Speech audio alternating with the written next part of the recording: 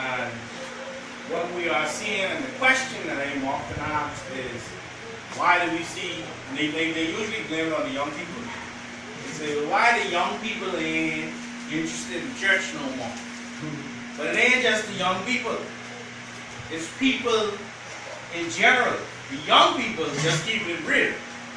The young people just ain't going to church. The older people are not there emotionally or spiritually. They are there socially. Come on. They go there because they are part of a group. You understand? They got to see somebody that they need that they normally don't see unless it's Sunday. You got to save face. There are all kinds of different reasons as to why they're going to church. But the reality is their heart is not there. Their heart is not in the church. And hasn't been for a while. We know this because they don't live what they actually talk about in church. When they leave church, they're a different person. To this institution that's been created for us to pacify us, to ensure that we never stand up against the system that oppresses us. Come on. That can't be church. Because church is all about revolution. Yahshua was a revolutionary figure. Huh? In the book of John, he say what? You take the cord and he wind it. That's what I'm saying. He ain't like breaks up them off trees or picks up them up off the ground. Like my man was calculated about tearing up the people in the church. You see what I'm saying? But 2 Chronicles 15:3 says, now for a long time Israel has been without the true God and without a teaching priest and without law. For a long time Israel, now when you say Israel, you're talking about the three groups of 12 royal tribes. Ishmael, Israel, and Midian. By the time it gets to the King James Version, all they talking is Israel, because these Jebusite Jews are the ones who influenced this scripture to make everybody think that they are the ones that are chosen of a neighbor. They are chosen of God. They are God's chosen people, but they are not the chosen people of a neighbor. Come on. You understand? The question anything. So you say, boy, I don't sound right, but I ain't touching Father today. You see what I'm saying? But we in a different day and time now. You done sit up all night Saturday night watching YouTube. You done see all kinds of things and say, what? That's how that go? Then you sit up in church on Sunday and you hear something contrary to what you know your heart say. And that's the reality right there. So you squirming in church. Huh? You squirming. Your heart has left the church long time. You physically there, but you're not emotionally there. You ain't feeling it no more. Now you're looking at everything different. Now you're looking at the stained glass windows. Now you're trying to figure out what the symbol is. This father get on the clothes. Huh? Now you're looking at the cross. Now you're looking at the hymnal. Now you're trying to, what am I doing in here? Why am I here? Where should I go? Then you might hear this crazy little man on the radio, on Chrissy Love, making a little bit of sense to you. And so people are running away from the churches. You understand? But they're not running away from the church. They love the people in the church as well as they should. They're running away from disorganized religion. They're running away from Hellenism. Nothing to do with the Most High. Nothing to do with the Most High. So what did they bring to us? What did they beat us over our heads with? They brought Hellenism.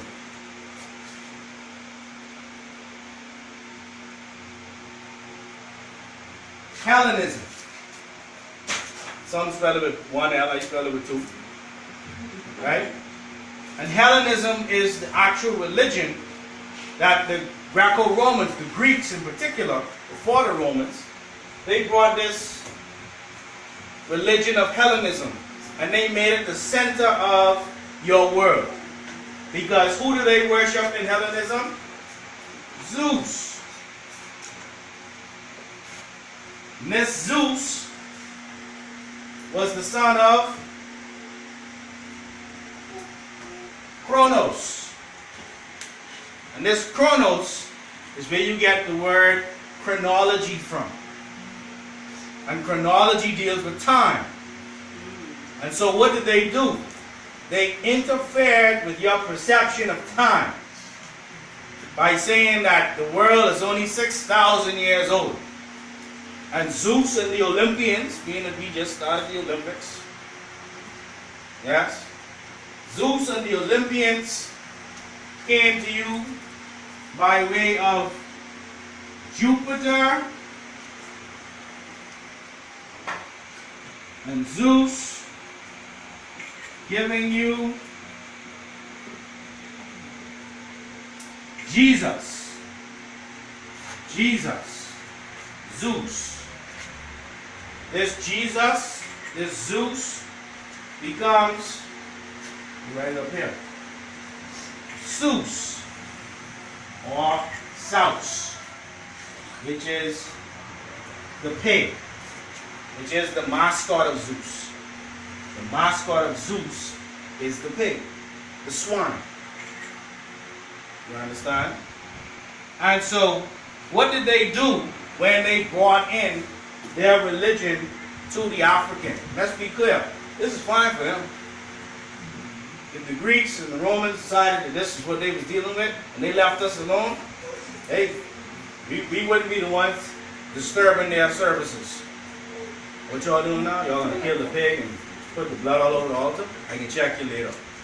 You know what I'm saying? Check me after you wash your hands. Right? But what were they doing? Go to Proverbs 11 and 1. When they decided that they were going to bring this worship to us, they knew that they were pulling us away from organized religion. They were pulling us away from organized religion into disorganized religion. Let's explain what we mean. Proverbs 11 and 1. It says, a false balance is abomination to the Lord, but a just weight is his delight. A false balance. See the scale here? This is also called a balance.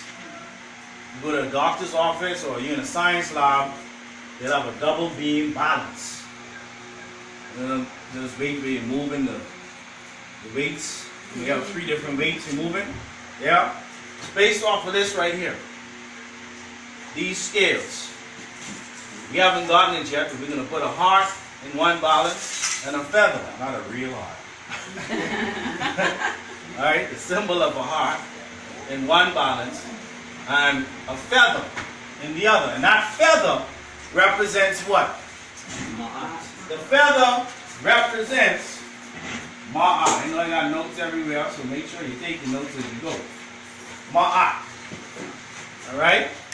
And so, when the Greeks and the Romans brought in their religion, for us it became disorganized religion. Because it threw our weights off, it threw our balance off. So we were no longer in Ma'at. We were no longer balanced.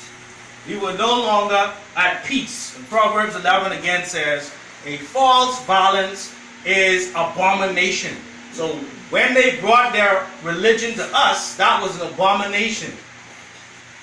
You understand? And so the reality then is, we as a people have been living in a system whereby the scales have never been tilted in our favor. The system that we live in was not designed for us to actually succeed. The information that's been given to us is not information to guide us, but information to consistently cause us to run in a circle, to be confused, to not have knowledge of self, to fight one another as opposed to actually fighting against the system that has us in this predicament, because that's how they rule, you know, is to create division. Is to create a rift between the rich and the poor, or the blacks and the whites, or the men and the women, or the older people and the younger people. And they go on, and while you busy fighting your little battle, they're ruling. You understand?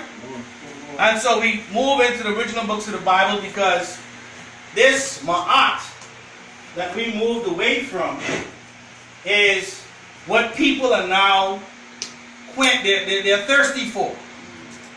People are tired of the same old, same old.